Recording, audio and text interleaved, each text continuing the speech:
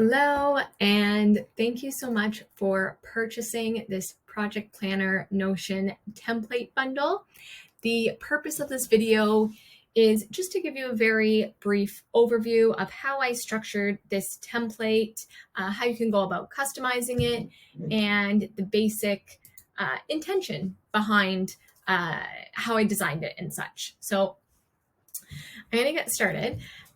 On any of the pages within this template here, so you'll see on the left-hand side, there is a menu bar that I have included. So yourself, and when you share it with your client as well, from any page, they'll be able to easily navigate to any page throughout this template here. So even if you add some, if you remove some, you can certainly update this menu bar just to make it easy to navigate throughout this template, this project planner, to get to the information that you need or your client needs.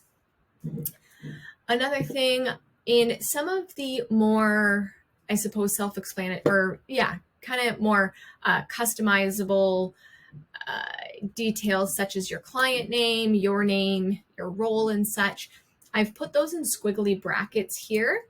And then with a lot of the page descriptions and some of the other features and blocks that I added in, I have given my basic kind of description here that you can, of course, just keep and pass it off like that to your client to start using for your project. Or, of course, you can customize it. But I did want to include some of my own kind of copy and direction here, just based off of my experience with my own clients and such for project planners and such. So this project overview here is very much a kind of a brief description that you can build out, that when your client, this should be the first page and likely will be the first page that your client sees. And this will give a very quick overview of all of the important information regarding the project. So a lot of this information that you see here will be generated and filter in from one of the other pages here. And this project overview kind of just brings it all together. So as we scroll down, the very first section is a welcome video and checklist to help your client get started, checking off what they need to do before you can start doing your parts in the project here. So feel free to upload a welcome video if you wish. Of course, if you don't want some of these sections or anything like that, feel free to delete them. I have included all of the more kind of Notion related to-do tasks for a client, such as filling out the intake form board, which will be next.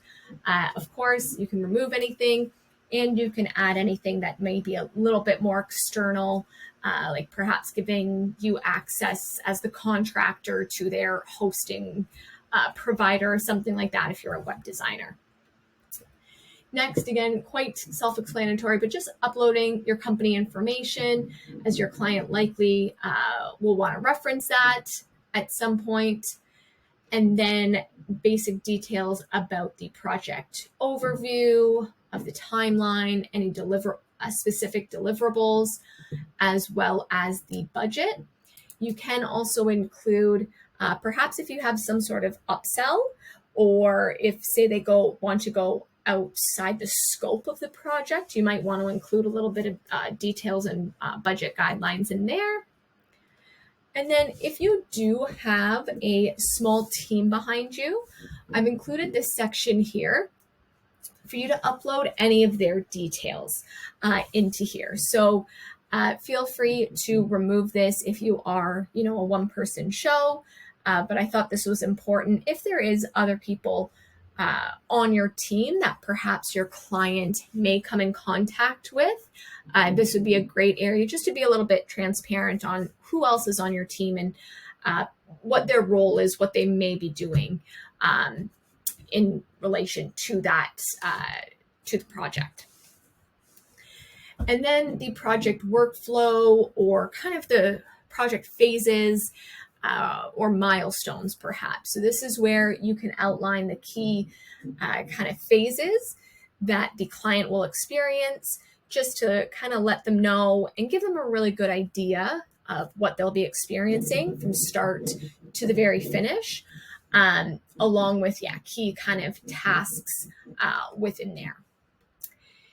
And then coming down to the bottom here, we have tasks, meetings, and invoices that all filter in from the page, their respective pages, to give the client, if they just want to see a quick rundown of any pending tasks, any upcoming meetings, as well as the invoices that they do have with in relation to the project.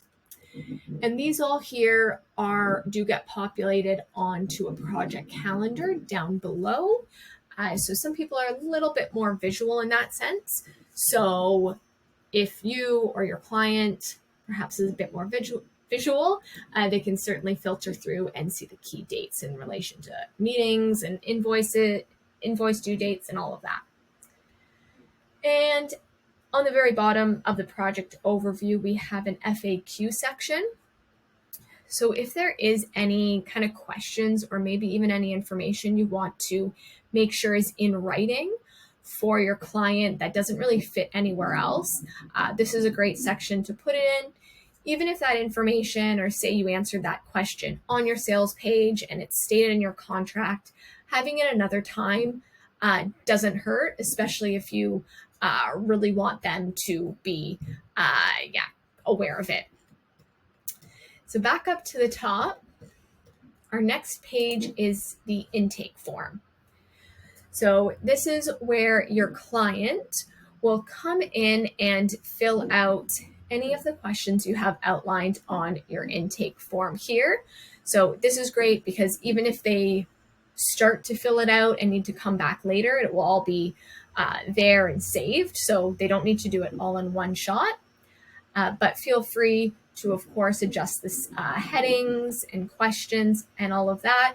But this, the intention behind this is to be an intake form. So to get some additional information from that client before you perform the project or get started on the project, to make sure you have all of the relevant information.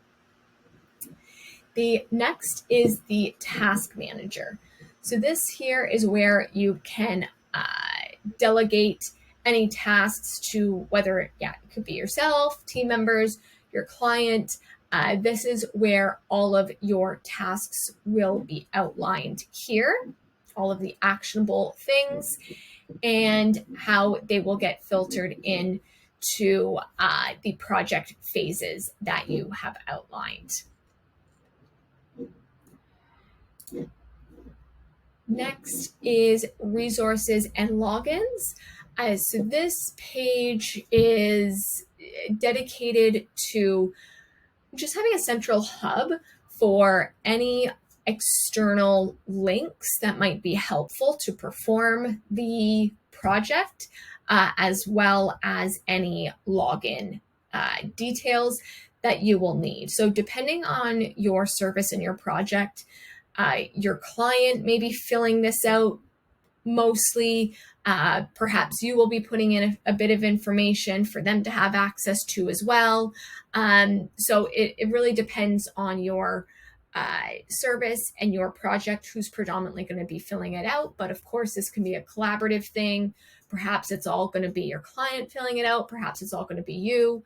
So this can kind of go either way. But this really, the intention is for external links, documents, and logins that are relevant to completing the project. The next page here is the brand kit. And the intention here is just for a centralized hub for any sort of kind of branding and design pieces, assets of your client to help you ensure that your project is staying on brand. Perhaps if you are a graphic designer, web designer, and you do branding kits for people, perhaps this might be blank. in the very beginning, and you fill it in with their new logos and such like that. You can always duplicate it and have an old brand kit and a new brand kit as well. So of course, make it your own. But really the intention behind it is to just outline brand colors, fonts, logos, any documents such as ideal client or brand voice, to really ensure that you as a contractor have an understanding of the client's brand, and just making sure everything is on brand that you create in the project. And at the very bottom, we have audience demographics as well that they can fill in. That will, of course, help you with the project. Oh, and I forgot to mention actually, if the client that you are working with, if they have a brand vision, mission, you can of course adjust these if there's anything else that is super relevant to their company, their brand, that they really want to get across to yourself. These can be duplicated and added on the side there. So going down the list, this is where you can outline any of the key meetings that you are going to have in the during the duration of the project. So you can of course add any meetings if you do have more than 3. Typically, what I've experienced, most projects typically have sort of like a kickoff call once a contract is signed and the first invoice paid, and then kind of a strategy call, which is usually in the middle of the project, and then a walkthrough call, which is passing off of assets and the deliverables and all of that. So I think it's always great being really transparent with the client so they know when they're going to see you face to face or on Zoom, to ask you questions and get a rundown of what is going on. So of course, adjust these as you see fit. And then during or after the calls, you can always upload meeting notes here for your client to reference back. Perhaps your client, their partner couldn't make the meeting or something like that. So having meeting notes here for them to access, again, is just a great client management thing to do. Next, our next 2 tabs are revisions and final deliverables. So this is really great for those projects that perhaps have more of a kind of design piece or anything that can be linked here for the client to review and give their thoughts on. So in an example of doing a logo for a client, this is where you can upload the first draft and get some of their feedback on it. If they have any comments, you can revise it, again, get some thoughts, and so on and so forth. You can, edit or adjust how many revisions you really give them. And it might be dependent on the package price that they pay as well. A package that's a little bit more expensive likely will have some more revisions. So of course you can duplicate this as you see fit. But this is really just to get their feedback on any sort of kind of design piece that you do in relation to their project. Because then, as I already mentioned, that the next page is the final deliverables. So this is where when you are done with the project, designing anything, perhaps, for myself, I do some project management system setups. This is ideally where I would even upload, say, the CSV files and such for them to download and upload into their own systems and whatnot.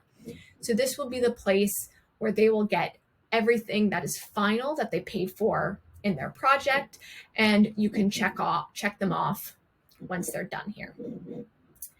And then the very last page is the payments or invoice page. And this page just outlines what invoices they are going to have with you in order for you to perform the project.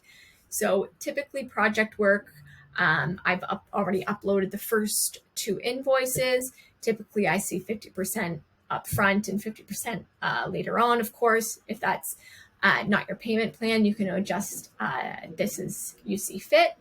But I think this is a great way, again, to be transparent with your client of when things are due, what the amounts are, to show them that you receive payment or if it's unpaid, and all of that. So in here, you can adjust all these squiggly brackets with your own details. And you can, if you do accept payment via PayPal or Stripe, you can adjust these. If it's, Venmo or anything like that, you can give them the links here as well to settle via one of those methods there. So that is the rundown of this Project Planner Notion template bundle. I hope this helps you to streamline your next project and really wows your client and helps in the